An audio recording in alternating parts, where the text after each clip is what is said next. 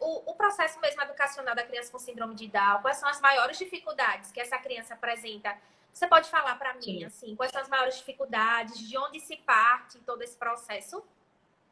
Sim. Indo para a criança com síndrome de Down, o que, que a gente vai encontrar? Né? E por isso que também eu volto mais ao meu trabalho. Eu quero esse trabalho de parceria com a escola, porque não adianta só você ser um professor que você vai na casa e você faz o processo terapêutico com a criança. Não adianta.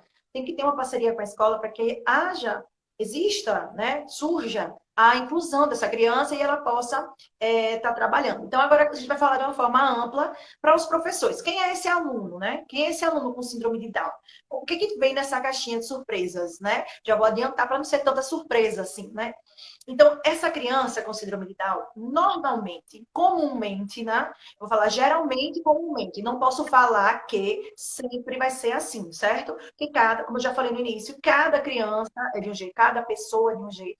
E também vai variar muito, tipo, nos graus. Por exemplo, crianças com síndrome de Down, elas apresentam um atraso motor, né? Isso vem já da trissomia mesmo. A criança já tem um atraso motor, então, esse atraso motor vai acompanhar até a data já de escolaridade, né? Ou a data não, o tempo que ela vai estar na idade escolar, perdão. Quando a criança for para a escola, ela já vai apresentar essa dificuldade de pegar no lápis, essa dificuldade na hora da escrita. Então, o professor já se prepara para estimular essa parte motora da criança, porque já é um déficit que ela já traz com ela, tá? Isso vai depender do grau. Como vai ser feito depende do grau e depende da criança. Então, a gente vai falar de uma forma generalista aqui. Os déficits no desenvolvimento também da fala e da linguagem. Muitos têm dificuldade de dicção, né? A gente percebe que para pronunciar algumas palavras tem uma certa dificuldade, o que vai interferir diretamente no processo de alfabetização e né, da leitura e da escrita. Não só da leitura, mas também da escrita. Principalmente da escrita, porque precisa muito que a gente lê a palavra corretamente para que a gente possa escrever. E também Travou, o mas está DI, né? voltando, assim, estou escutando. Tá me ouvindo? Meu professor Gustavo Rosa está aqui. Meu Deus, vou tremer agora. Meu professor está aqui na live, gente. Socorro. Foi meu professor da faculdade. Sim, dificuldades também na UDI, né? Que vai ser a deficiência intelectual, que vai variar no grau 1, 2, se vai ser nível 1, 2, 3, 4, vai variar, a gente não pode estar. Mas sempre vai apresentar, sim, uma deficiência intelectual, um déficit, né? E junto com a deficiência intelectual, vai apresentar dificuldade de raciocínio lógico e também a dificuldade em reter o conteúdo, né? Vai apresentar também alguns déficits, né? Pode ser que apresente também um déficit do processamento auditivo central, que é o DPAC. Isso aí a gente vai ter uma fono que vai falar, né? E ela vai poder trazer muito disso, da questão do processamento, dessa demora entre receber e transmitir.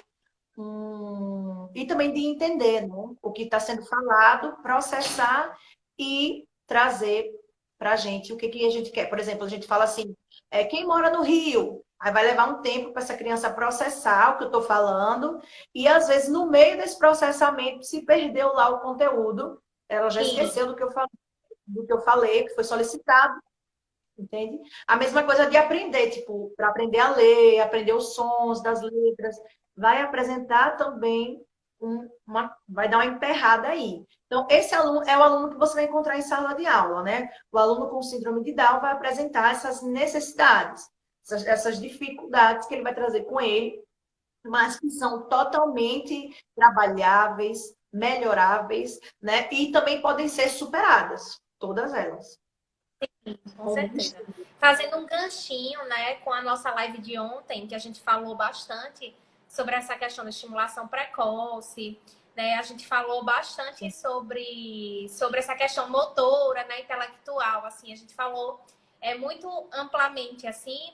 A gente tem muito estudo, né, que mostra a interligação entre o desenvolvimento motor e esse desenvolvimento cognitivo, intelectual, né? Que é diferente, tá, gente? O cognitivo do desenvolvimento intelectual, assim, a gente tem uma ligação muito forte, né? Entre as questões motoras e esse desenvolvimento intelectual mesmo. Travou aqui para mim. Uma motora mais precisa, né? Que tem digamos assim, que vivencia essas experiências, né, motoras em tempo hábil. Quando elas vão para a escola, elas já vão mais preparadas, né, do ponto de vista intelectual e também cognitivo, né? A gente vê que a experiência motora, né, prévia, ela é muito importante para esse aspecto, né? E já tem muitos estudos que mostram isso mesmo. Então, a gente comentou sobre isso ontem, né? Assim, muitas mães, elas se sentem seguras no momento de levar mesmo o filho para a escola, acham que eles não estão preparados. E assim, é importante que a gente frise, né? Que existem profissionais preparados para abraçar essa mãe nesse momento, né? Nesse momento mesmo de ir para a escola, de ir à escola, ou que precise, mesmo que precise de adaptações, né? De outras adaptações, mas que tem profissionais que podem estar abarcando aí esse contexto dessa criança, né? Então, assim, é uma verdadeira realidade, assim. Ainda tem muitas mães que se sentem inseguras, assim. Como é que você... em que momento, assim...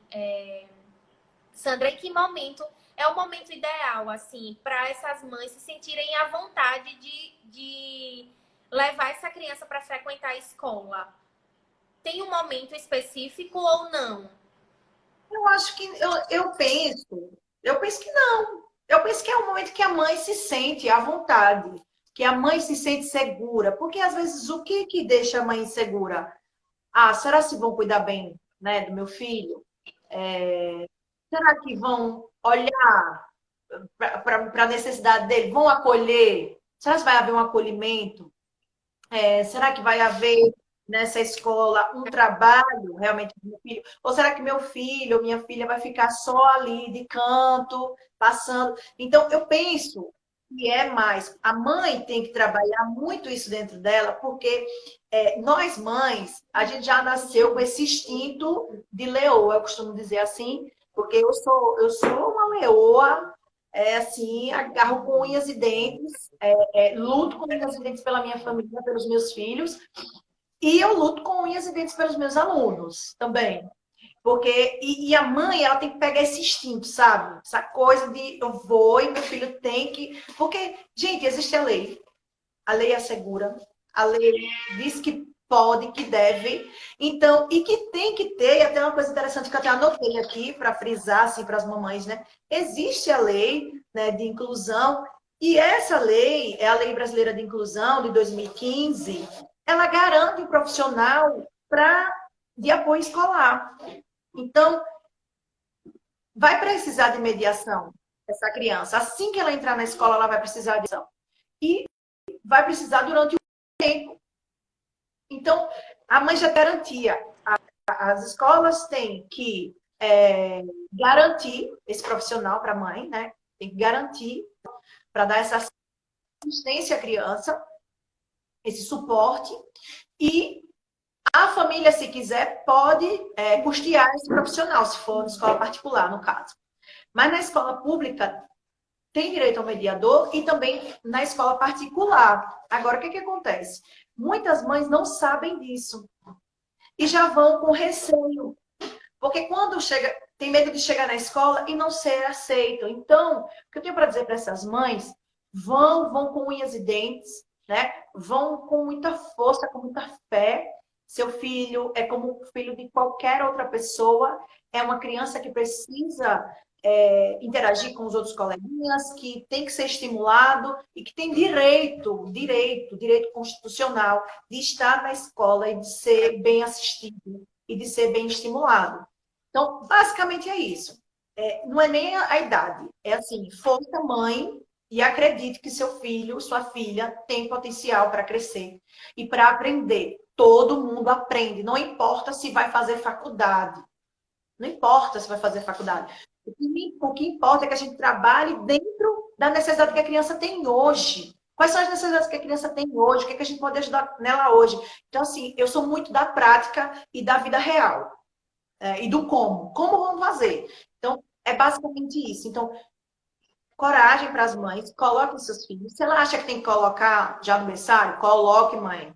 Deus abençoe.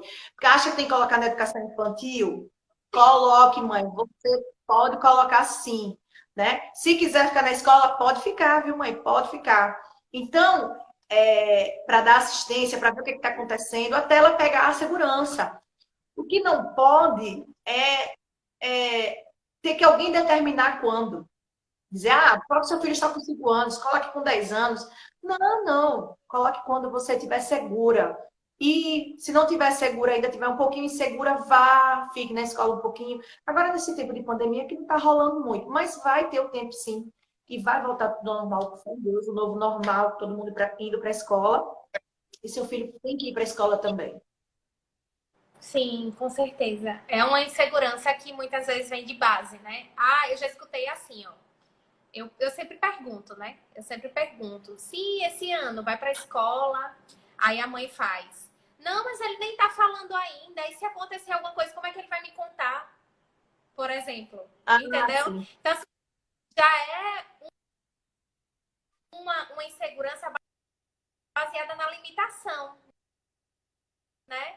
E aí, de fato, essa segurança é importante que aconteça, né? Eu acho que quando essas se dedicam a estar transparecendo essa segurança para elas, né? Eu acho que tudo muda. Essa visão muda muito, né?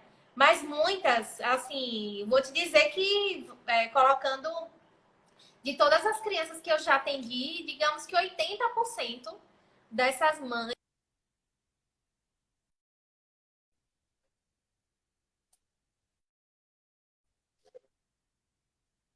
seguranças, né? Dentro do próprio processo educacional, dentro da própria escola, ali, né? Das pessoas que estariam ali com aquela criança, que não são só, né, os envolvidos diretamente digamos assim, na parte da educação, né? Mas quem vai assistir aquela criança naquele momento, né? Então, a gente vê que é uma insegurança mesmo, isso está enraizado, né? Está enraizado, mas a gente precisa mudar esse cenário, né? A gente tem que trazer essa construção de que a criança tem sim potencial para aprender. É exatamente o que você falou. Essa criança tem potencial para aprender e ela precisa ir para a escola assim como qualquer outra criança, né? Ela precisa ir para a escola, ela precisa conviver com outras pessoas, ela precisa aprender, né? Aprender tudo voltado a isso. Então, assim, é importante, muito importante isso que você está dizendo, sabe? Porque é um alerta mesmo, né? Para as mães que estão aí, mães de bebês, né? Mães de crianças um pouco menores, que o quanto antes esse processo puder acontecer de uma maneira segura, melhor para a criança, né? É. E também tem a questão da mãe, ela pode ficar no início na escola, as escolas são abertas a isso, né? Da mãe estar acompanhando, até a mãe se sentir segura de que aquele profissional, aqueles profissionais vão estar assistindo a criança. Esse Xande Dantas é meu aluno aí. Aí ele está escrevendo umas coisas, mas. Oi, Xande, beijo para você. Então, essa criança, ela tem que ser estimulada, mesmo que ela não fale ainda. Claro que a mãe quer que ela fale para poder contar o que aconteceu, né? Mas ela pode ficar na escola. E a criança que não fala ainda, ela ficando na escola, ela tem muito mais facilidade em aprender a falar. Por conta Sim, do estímulo, o ambiente é estimulador, o pelo próprio processo de ambiente, né? imitação, né? Querer participar daquele momento, compartilhar, né? É muito importante isso, assim. Em contrapartida, também tem outras mães que falam, vou levar logo para a escola, que aí é que ele vai se desenvolver. Tem os opostos, né? Tem os que estão no meio do caminho, mas assim, é importante que a gente traga, né? Assim, você enquanto profissional da educação e eu enquanto profissional da saúde, a gente precisa trazer, né? Cada vez mais essa mensagem, assim, né? De que são crianças que têm potencial, são crianças que precisam realmente viver isso, né?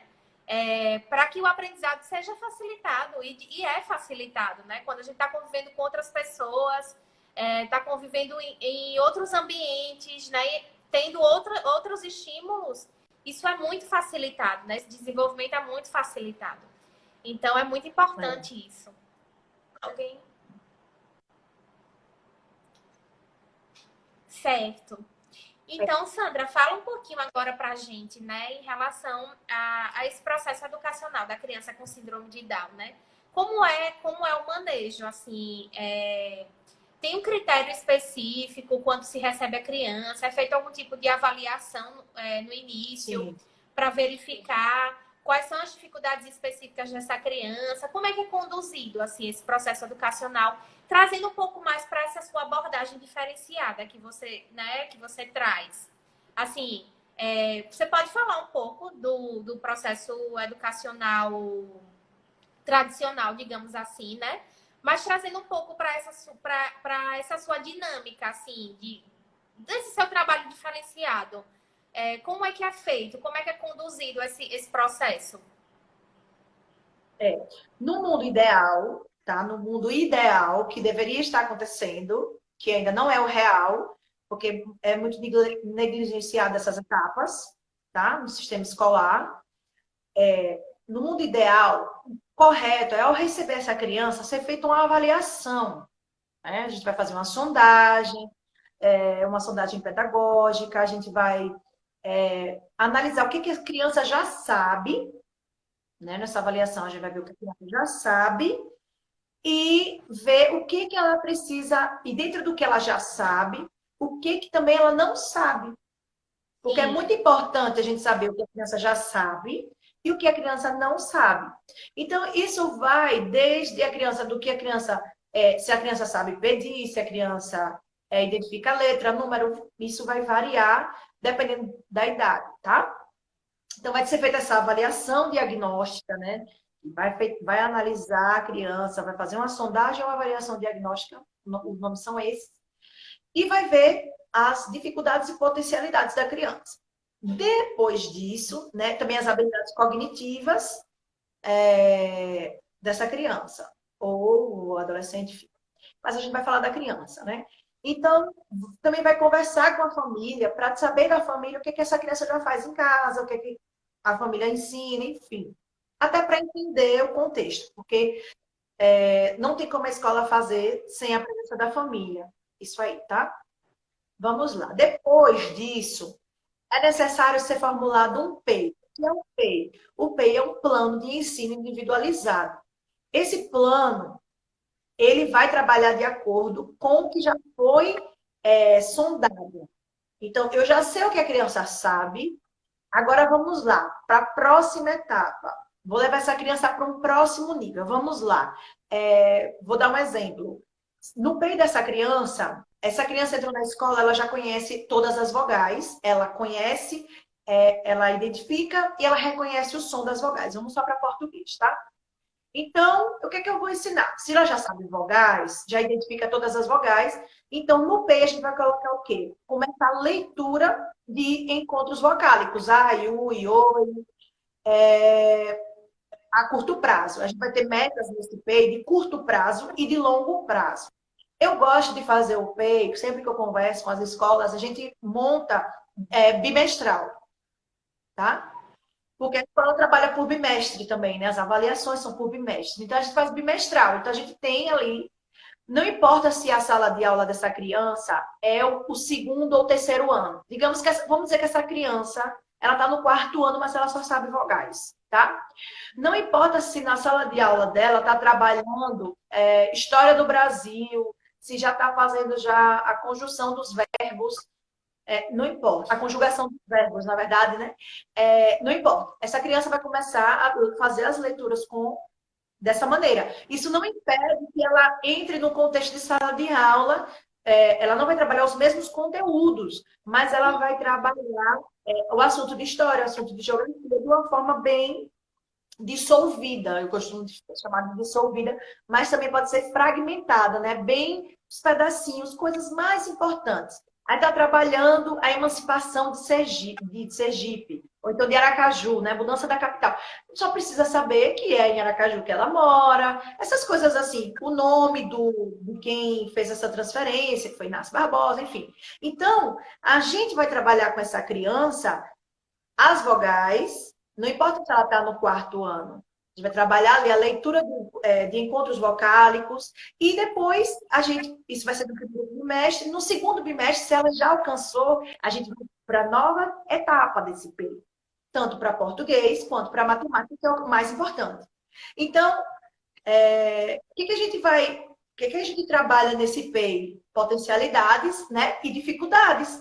Então, a gente vai sempre fazendo agora a gente fez eu trazendo para a minha realidade, a gente fez agora, já montamos até as avaliações das crianças adaptadas, a gente montou, né, com 2 escolas aqui de Aracaju, a gente montou a prova adaptada, juntas, a várias mãos, a criança fez, aí já na avaliação a gente já percebeu algumas dificuldades. Então, o que a gente vai para o próximo bimestre? O que a gente vai trabalhar? Então, sempre trabalhar o PEI dessa maneira. O que acontece muitas vezes na escola? Coloca a criança e a criança não passa nem por uma sondagem, não se formula um PEI, né? E aí a criança fica à margem, só pintando, desenhando, algumas vezes, em algumas situações. E o que não é o ideal. Então, os pais aqui,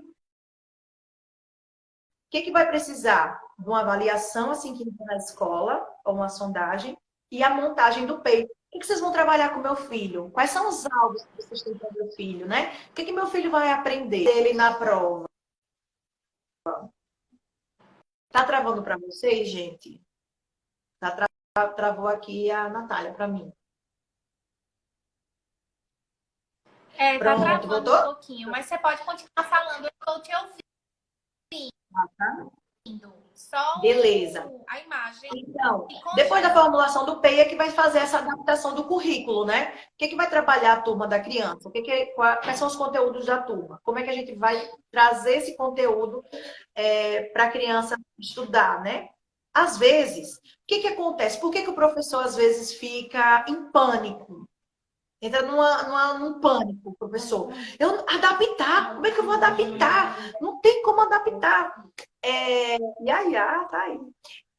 Então, tem como adaptar. A gente vai adaptar para a realidade da criança. Meu Deus, estou trabalhando 4, 5 conteúdos numa unidade. Eu só vou pegar um conteúdo e trabalhar nesse bimestre. Eu não preciso trabalhar os 4. É irreal, é utopia. Então, a gente traz para a realidade.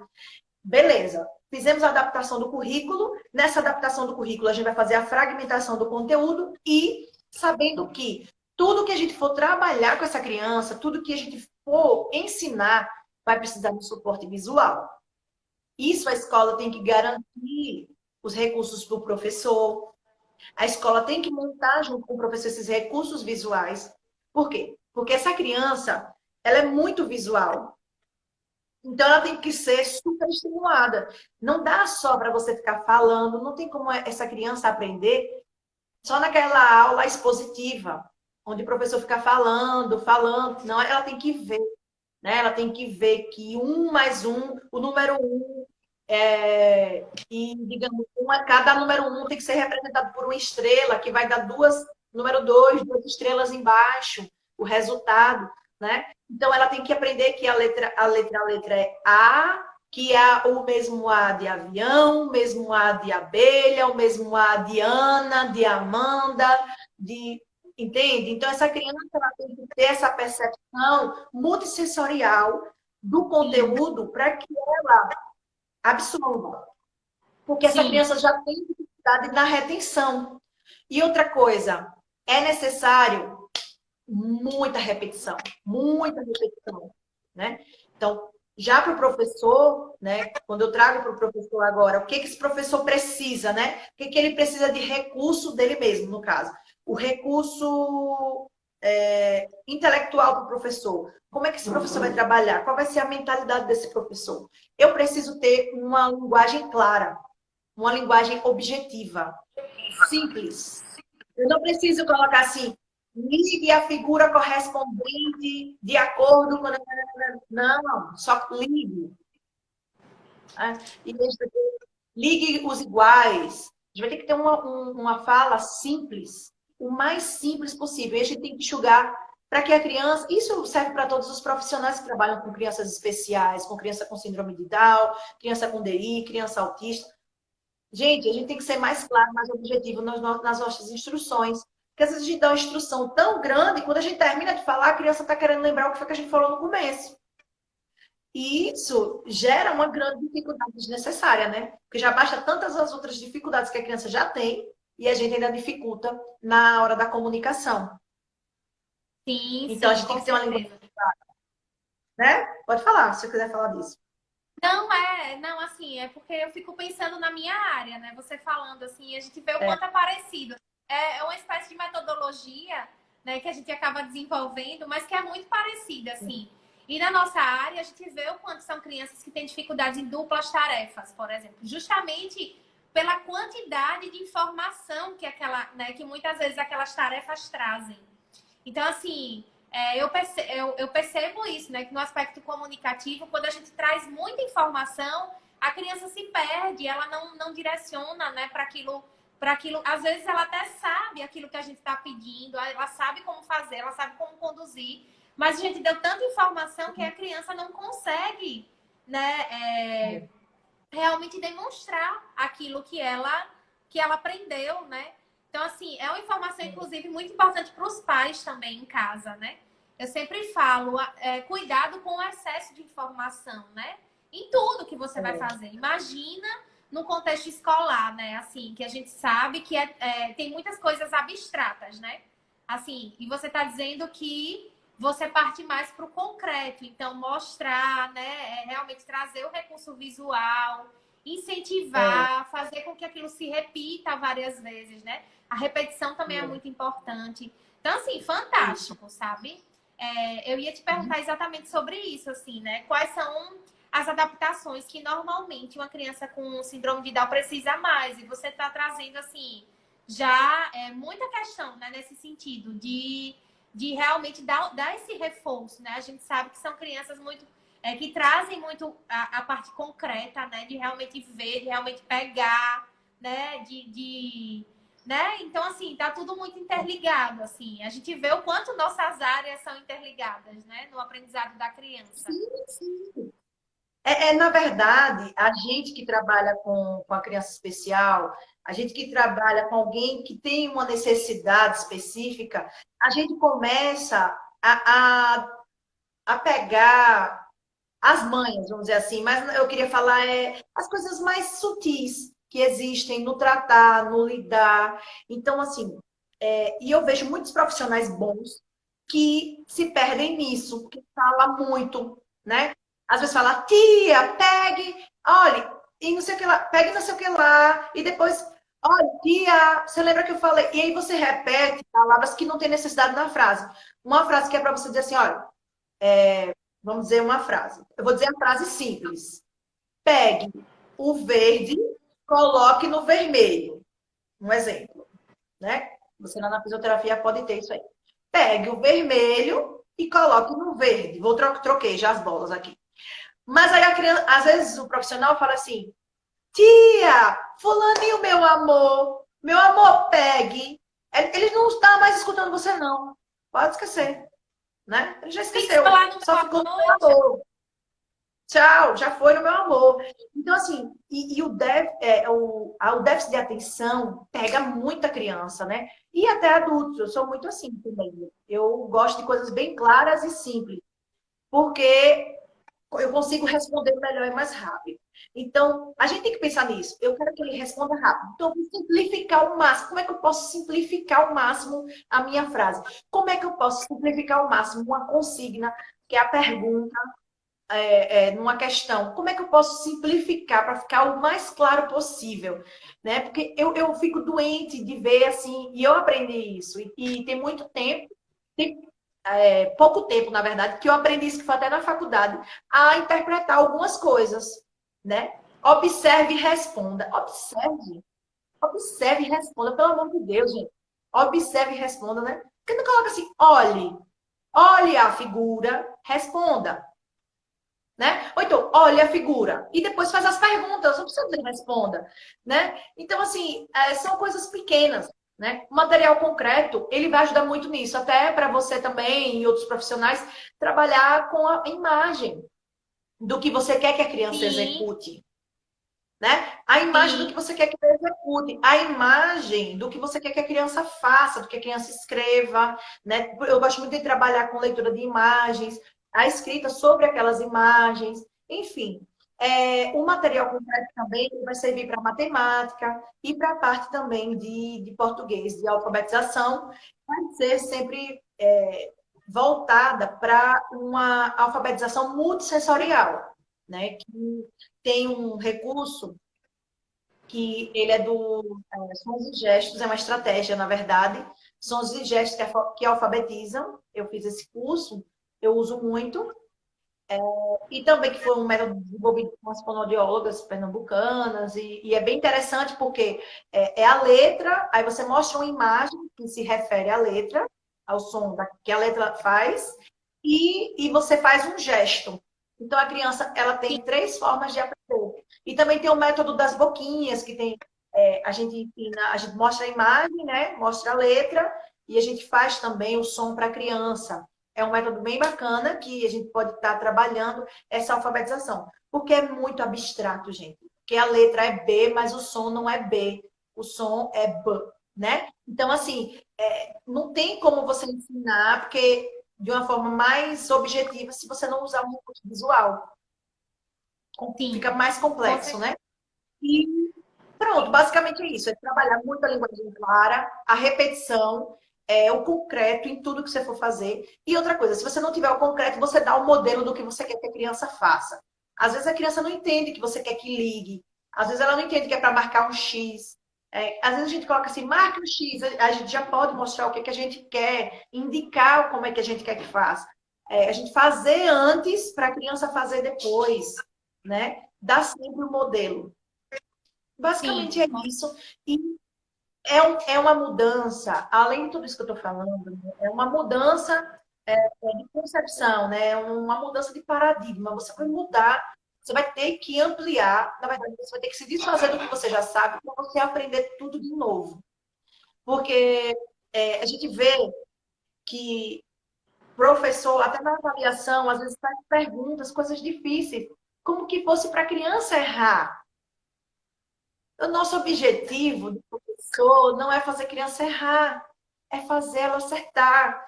Então, a gente vai ter que minimizar ao máximo as alternativas de erro para essa criança.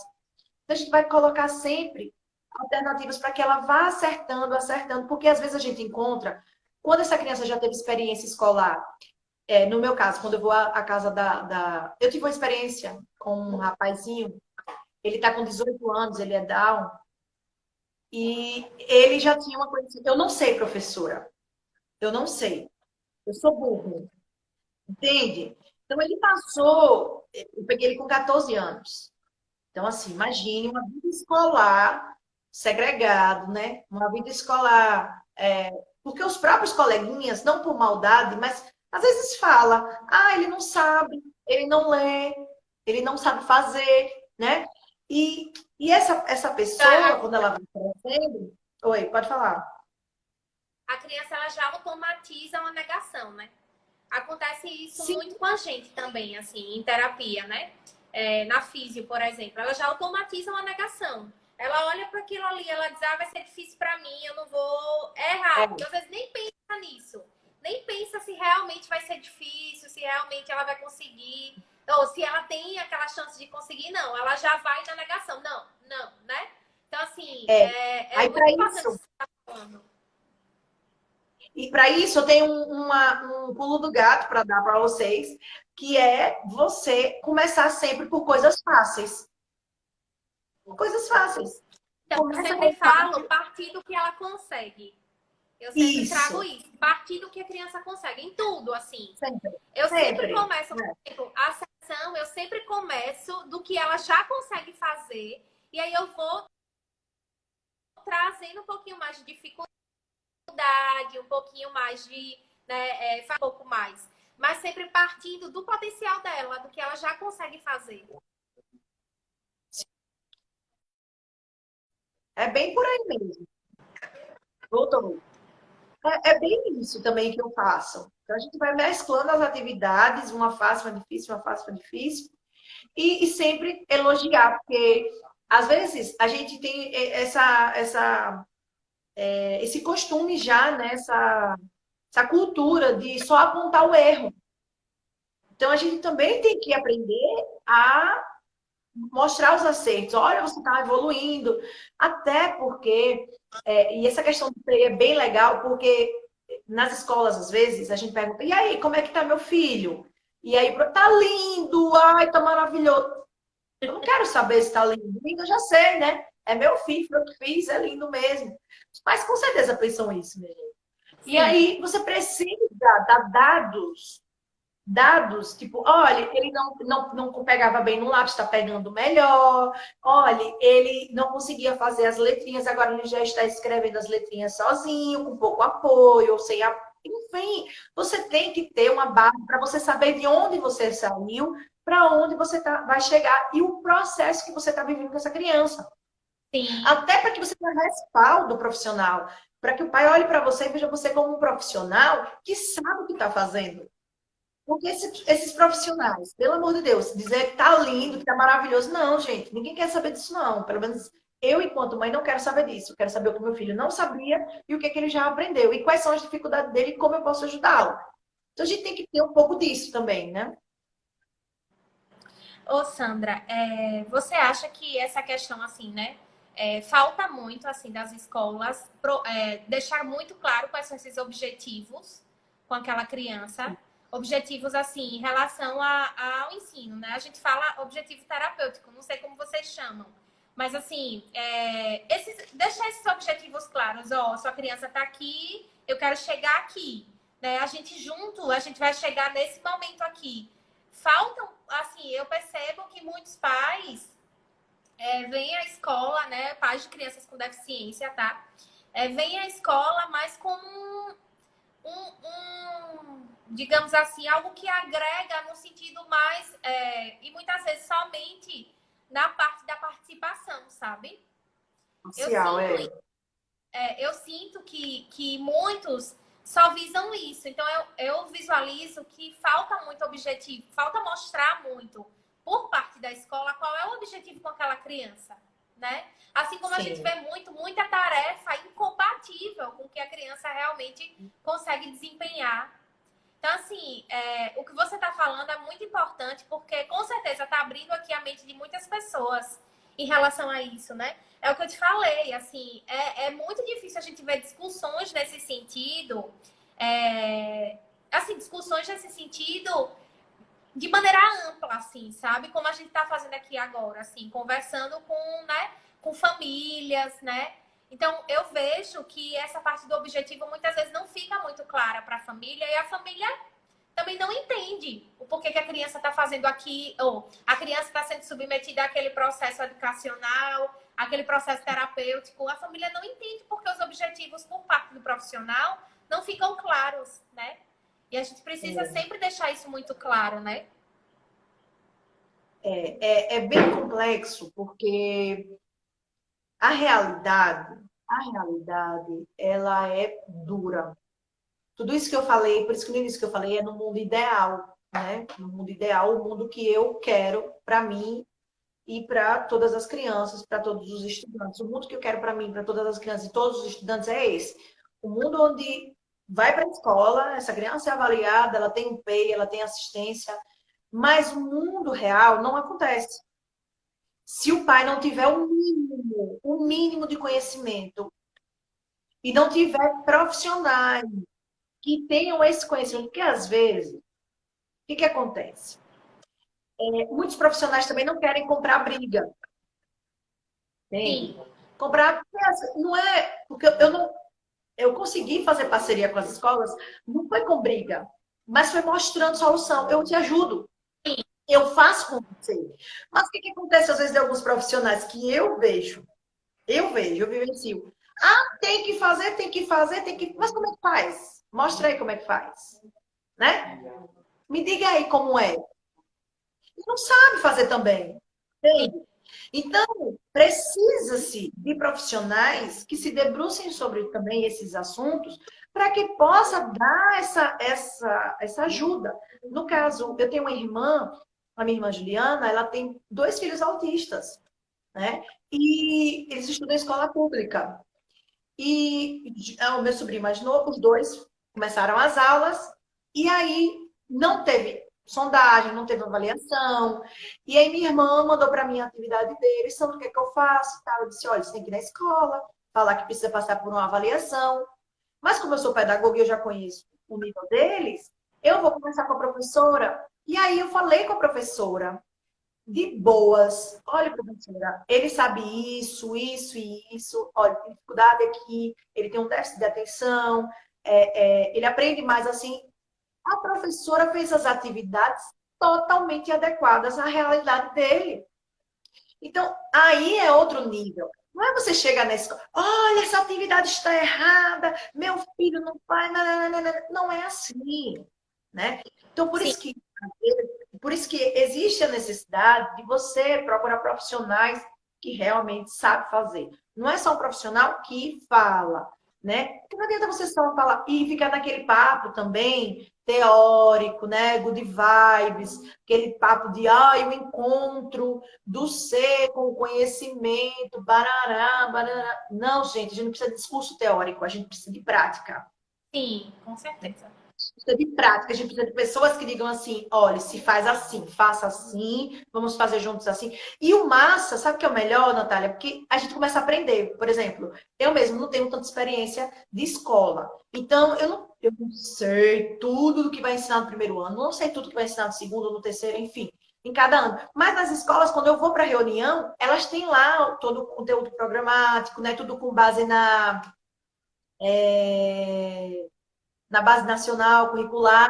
E aí elas mostram para mim, eu troco com elas, então dentro desse objetivo a gente pode trabalhar assim. Então vai sendo uma coisa feita a várias mãos. Não é que um sabe mais, outro sabe menos.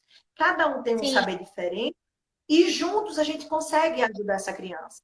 E o sim, mais legal é que se a gente pensasse na educação para todos, na educação para todos, não estou falando de criança especial, estou falando de todos. BNCC, obrigada, meu querido, amado professor. Então, se a gente pensasse na educação para todos, de uma forma mais simplificada, como é essa proposta que eu trago sempre? Uma proposta mais simplificada, né? Mais fragmentada. Se a gente pensasse assim, todas as crianças aprenderiam muito mais, melhor e mais rápido. Porque sim, mesmo muitas escolas, muitas propostas, né? Muitos currículos, são conteudistas ainda, então está muito voltado ainda para o conteúdo. E é uma coisa que eu bato muito na tecla e converso com os pais. Gente, não precisa fazer esse monte de dever de casa. Não precisa disso tudo. Ah, Sandra, eu vejo mães, eu quero aqui compartilhar, falar com as mães, eu entendo vocês, eu também sou mãe. Então a gente chega do trabalho, tem atividade de criança para fazer, a criança está na aula online, chega a ajudar, porque precisa de ajuda na aula online, precisa de uma mediação. Muitos pais não têm condição de pagar um profissional. Então eu entendo muito esses pais que se veem cheios de demandas e quando o filho da criança ficar em paz, digamos assim, tem um monte de dever para fazer. Dever que a criança não consegue fazer sozinha. Muitas vezes que a criança precisa de uma ajuda gigante, que é quase dar a resposta. Ou então você tem que explanar o assunto todinho, ensinar, botar vídeo, não sei o quê, não sei o quê, para a criança aprender. Então, assim, é um momento da gente repensar a educação, é um momento da gente repensar o que é que a gente quer dessas crianças, o que a gente precisa aprender realmente. Porque, gente, a educação cada dia mais está menos atrativa. Então, a criança tem tantos estímulos, tantas coisas mais atrativas, mais atraentes, e a gente tem que repensar realmente, né? Vale mesmo a pena essa quantidade toda? É necessário mesmo isso tudo? Então, acho que é uma questão da gente, a parte filosófica, a gente tem que colocar pensando nisso, né? Essa parte filosófica, a gente tem que filosofar pensando nisso. O que realmente é necessário? O que realmente é essencial? Aí a gente vai tirar muito estresse de muita criança, de muita mãe, muitos lares vão ser mais felizes, mais calmos, porque dá briga em casa, dever de casa, né? Dá briga em casa, É briga para a porque família. é um raciocínio que condiz, assim, com a nossa realidade hoje, né? A nossa realidade hoje é de que as mães que estão conseguindo, digamos assim. Aliás, é difícil ver a mãe que está conseguindo dar conta de tudo nesse sentido, né? Mas assim, a mãe que ainda está conseguindo parar, sentar com a criança, né? Fazer as atividades nesse contexto digital, digamos assim, né? Ainda assim, está se sentindo mal, está se sentindo sobrecarregada, Muito. né? Porque, porque a realidade é essa mesmo. Será que tudo que a criança. Tudo que é proposto à criança em termos de ensino é realmente necessário? Assim, a gente passou por escola, por tudo, né? E dentro de um desenvolvimento típico, digamos assim, né? A gente tá falando aqui de um desenvolvimento atípico, que é da síndrome de Down. Mas, assim, dentro de um desenvolvimento típico, a gente já vê isso. Né? A gente vê que nem tudo que foi proposto pra gente na escola, a gente absorveu, a gente trouxe pra vida, né? Nem tudo não, vou dizer assim, que a grande maioria das coisas, né? Então, assim, é realmente um raciocínio. E quando a gente traz para um público, né, um público que a gente precisa trazer essa individualidade, todo mundo precisa, né? Para todo mundo essa individualidade é importante, né? Tudo que você trouxe aqui em relação ao individual, a maneira como a criança aprende, quais são as facilidades dela, né, os potenciais dela, que isso precisava ser amplo a todas as crianças, né? Ao meu ver, deveria ser amplo a todas as crianças. Esse enfoque realmente no que a criança tem de potencial, sabe? Imagina num desenvolvimento atípico, então que tem outras parcelas, né, que contribuem tanto para essa questão, né, desse processo educacional dela. Então, assim, realmente é momento de repensar muita coisa, né? E é isso, assim, né? A gente. Mas, assim, eu acho que isso daria outra live, sabe? Porque realmente é um tema fantástico, é um tema que vai trazer. Desperta muita coisa em muita gente, né? Assim, sentimentos mesmo, assim, de dizer, poxa, né, se a coisa fosse de outra maneira, eu acho que Sim, renderia mais, eu acho que seria muito melhor, né? E assim, isso hoje, tudo isso que você falou hoje, assim, se não era visível, porque assim, eu sempre vi que você sempre pensou fora da caixa, né? Mas se não era visível para quem pensava dentro da caixa, né? Hoje eu acredito que não tem como não visualizar esse aspecto. Em relação à educação como está hoje, em relação a tudo como está hoje, eu acredito que não tem mais como não ter esse start, entendeu? Apesar sim. de que, como você falou, em todas as áreas, né? A gente também vivencia muito isso na físio. Em todas as áreas, sempre tem aqueles que estão sempre remando a favor da maré, que vão, né, que não querem ter esse desgaste de encontro ao que já é feito, né? A gente vê isso em todas as áreas, né? E a gente vê profissionais que realmente se dedicam a remar de encontro, né? E realmente buscar outras margens que realmente esses que pensam fora da caixa são os que se destacam, né? E se esse destaque fosse para todo mundo, assim, se realmente todo mundo pensasse dessa maneira, né? Como que as coisas não seriam hoje? Então, assim, você é um orgulho para mim por pensar dessa maneira, assim, porque a gente vê que realmente é uma pessoa que pensa realmente fora da caixa, que pensa numa outra vertente, que pensa em mudar esse cenário, entendeu? Então, assim, minha admiração total por esse seu raciocínio, assim. Porque é realmente isso, né? Parece que esse despertar acontece um pouco com a gente que trabalha com crianças, né? Que tem as dificuldades um pouco mais afloradas, digamos assim. Todas as crianças têm dificuldade, mas no caso das nossas crianças, a gente consegue perceber com mais facilidade nessas dificuldades. A gente que convive nesse cenário, né? Porque para quem está de fora também não tem essa facilidade em perceber tudo isso. Mas assim, o quanto isso precisa ser expandido para todas as crianças, independentemente, né, de uma condição ou não, né? Então, assim, é fantástico mesmo, assim. É um raciocínio que é fantástico e que propaga isso, mulher, para ver se todo mundo entra nessa onda aí. Preciso. Meu objetivo está sendo esse, né? Trazendo sempre. Eu tô trazendo sempre no meu Instagram coisas para ajudar os pais, as mães. E meu objetivo está sendo esse. Meu Deus, eu preciso ajudar. E eu preciso falar. Porque às vezes falta isso, alguém que fale o que é que precisa aprender. Porque às vezes o pai está ali angustiado, mas também não sabe o que vai exigir. Porque para tudo, é como eu sempre falo, né? O conhecimento, ele é poder. Ele é poder. Você ter o Perfeito. conhecimento, se você não sabe, você busque pessoas que sabem, que você busque ouvir quem sabe, ler, buscar saber das leis, buscar saber. Eu sempre falo isso para os pais, gente, vocês precisam aprender um pouco mais sobre esse assunto, vocês precisam saber o que é que seu filho precisa aprender, porque não adianta. Muitas vezes eu, como profissional, vou lá na casa, porque atualmente eu faço assim, eu trabalho também com a consultoria, alguns eu vou lá, dou a consultoria para os pais, de dizer assim, olha, seu filho está nesse nível, e ele pode ser feito assim, assim, assim, dou a consultoria para o pai ou para a mãe, né? E também para a escola, dou a consultoria de dizer como fazer, ajudar a fazer, né? No caso, o PEI, e trabalhar com essa criança.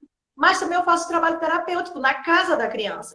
Então, às vezes, quando eu trabalho na casa da criança com os pais, eu sempre vou ensinando, gente, antes disso vem isso, antes disso vem isso. Eu vou mostrando quais são os pré-requisitos, o que é que vem antes. Olha, antes de Sim, ler, antes de escrever, a criança precisa ter, trabalhar a motricidade fina, precisa ter atenção, a coordenação visomotora. Então, a gente sempre tem que mostrar a necessidade, como você também fez, eu tenho que mostrar, olha, pai, para que essa criança aprenda a ler, precisa fazer esse trabalho aqui comigo, vai ajudar a ler, vai ajudar a escrever. E é como você falou, tudo aquilo que você falou, né, da interligação entre os terapeutas. É necessário a equipe multidisciplinar, né? Porque nós somos um ser, mas nós somos múltiplos, nós somos uma multiplicidade de coisas. Então, se eu não ando bem, se eu não tenho uma boa coordenação, isso vai influenciar na minha leitura, isso vai influenciar na minha escrita, isso vai influenciar na minha atenção, né? Se eu não vejo direito, isso vai influenciar. Se eu não ouço bem, isso vai influenciar.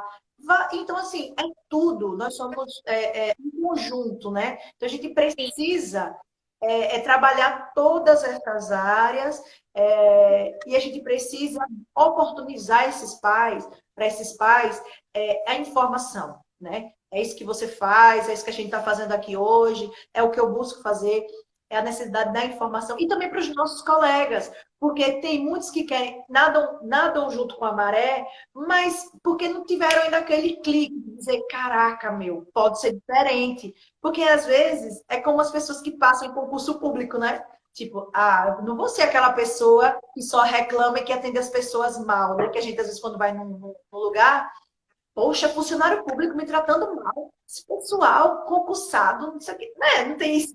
Então, para a gente não entrar nessa maré, o que a gente pode fazer de diferente? Eu não quero ir para lá. Mas é porque, às vezes, só tem gente indo para lá. Então, quando a gente vê uma pessoa vindo para cá, eita, tem uma possibilidade. Então, mesmo que a gente não leve todo mundo, mas a gente leva uma boa parte. Isso é coisa de pessoa sonhadora. Sempre fui, vou continuar sendo, porque é o que me move, é sonhar, acreditar, né, nas pessoas, acreditar na mudança, na melhoria, né, acreditar que eu posso ajudar. Isso é muito importante, né? Acreditar que a gente pode ajudar e que a gente é importante na vida das pessoas, né? Como o seu trabalho, meu Deus, o seu trabalho na minha vida, na vida da minha família, é impagável, sabe?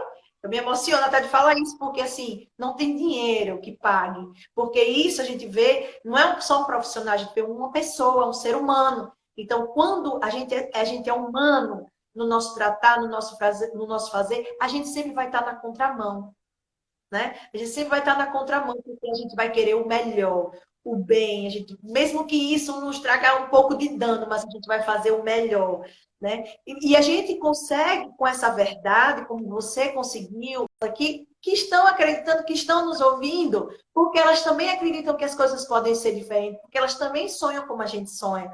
Então, tem sim como mudar. Eu acredito numa educação diferente. Eu acredito numa sociedade diferente do que está hoje. E é por isso que a gente está aqui. Eu sou muito grata a você, né, por essa oportunidade de estar falando com você, de falar com essas pessoas. Muito obrigada. Ah, eu que agradeço, eu agradeço imensamente, assim, né?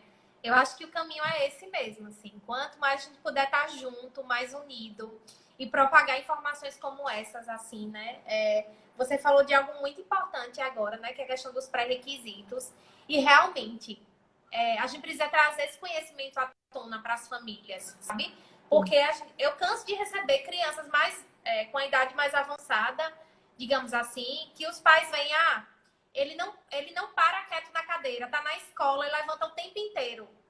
Aí onde é que tá essa questão da criança levantar o tempo inteiro, de não conseguir, né, concentrar, permanecer na cadeira? Muitas vezes tá ali num tônus mais baixo, né? Tá ali numa conjuntura em que não consegue associar respiração com manutenção da postura. Então, você vê uma coisa muito basal, coisas, né, lá do começo da vida, né, digamos assim. Então, assim, para você ver como tudo está muito interligado, né, nesse processo. Então, é muito importante a gente falar sobre isso, né? A gente realmente é um elo, a gente está junto e a gente precisa compartilhar esse conhecimento, né, nesse sentido, para que os pais estejam cada vez mais preparados também a questionarem, né? A questionarem no sentido bom, né? Como você falou. Não no sentido de enfrentamento, no sentido de enfrentamento, discussão, mas no sentido de realmente se aproximar, realmente se propor a estar ali presente, a participar, né? A realmente entender todo o processo. Então, muito, muito, muito especial tudo que você está falando. Com certeza, quem está aqui está se beneficiando muito disso, porque são coisas que a gente precisa realmente trazer e que não é em todo lugar que se encontra. Então, assim, Sandra, eu acredito que nossa live já está chegando ao fim em relação ao tempo. Né? Foi porque a gente fez a primeira parte, caiu, né? Eu não sei como tá o Instagram agora, eu passei um tempo sem fazer lives. Mas assim, eu quero agradecer imensamente por você estar aqui hoje. E eu quero